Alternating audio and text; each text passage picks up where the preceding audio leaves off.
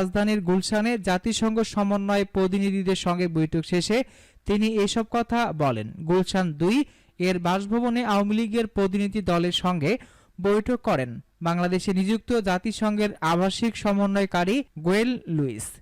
বৈঠক শেষে সাংবাদিকদের সঙ্গে কথা বলেন আওয়ামী লীগের সাধারণ সম্পাদক। তিনি বলেন, আওয়ামী লীগ চায় নির্বাচনে বিএনপির মতো বড় রাজনৈতিক দল অংশ নিক। নির্বাচনে আসতে তাদের কেন জোরাজুরি করব? নির্বাচনে অংশ নেওয়া রাজনৈতিক দল হিসেবে তাদের অধিকার, কোনো সুযোগ নয়। তিনি বলেছেন, বিরোধী দল প্রধানমন্ত্রী পদত্যাগ, সংসদের বিলুপ্তি, তত্ত্বাবধায়কের যে দাবিতে জোর দিচ্ছে সেসব বিষয়ে তাদের বা জাতিসংঘের কোনো বক্তব্য নেই, কোনো মাথা ব্যথা নেই। তারা বলেছে এসব বাংলাদেশের অভ্যন্তরীণ বিষয়। সেতুমন্ত্রী বলেছেন, আজকের আলোচনাটা একটু ভিন্ন ছিল। আলোচনায় গুরুত্ব পেয়েছে বাংলাদেশের উন্নয়ন, এসডিজিটিতে করণীয় নিয়ে।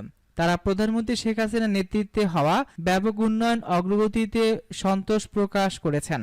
ওবায়দুল কাদেরের নেতৃত্বে বৈঠকে অংশ নেন আওয়ামী লীগের সভাপতিমণ্ডলীর সদস্য লে কর্নেল অফ মোহাম্মদ ফারুক হাসান, আন্তর্জাতিক সম্পর্ক বিষয়ক সম্পাদক শামীম আহমেদ, তথ্য গবেষণা সম্পাদক সেলিম মাহমুদ, দপ্তর সম্পাদক বিপ্লব বড়ুয়া ও কার্যবাহী কমিটির সদস্য মোহাম্মদ এ আরাফাত।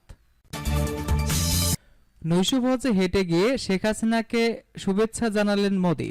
দক্ষিণ আফ্রিকায় সফররত প্রধানমন্ত্রী শেখ হাসিনাকে শুভেচ্ছা জানাতে তার কাছে হেঁটে যান ভারতের প্রধানমন্ত্রী নরেন্দ্র মোদি। জোহানিসবার্গে গ্যালাইঘর নৈশভোজে বুধবার রাতে এই ঘটনা ঘটে।